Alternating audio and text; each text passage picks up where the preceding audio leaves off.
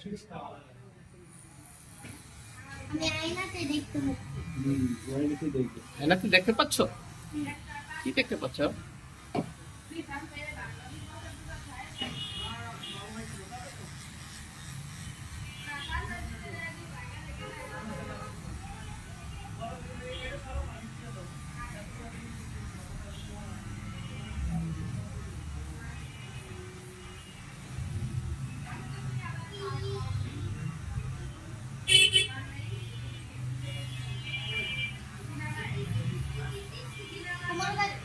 ওই যে তোমার কাছে চুল কাটতে গিয়েছিল আয়াত।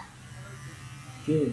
হ্যাঁ হ্যাঁ হ্যাঁ। ও আমার একটা বাইক নিয়েছিল, এনে কেটে গেছে মনে হয় সকালবেলা ওর বাবার সাথে।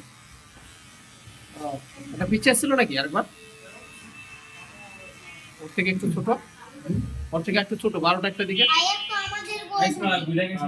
কেটে গেছে, ঠিক আছে, এখান থেকে কেটে গেছে।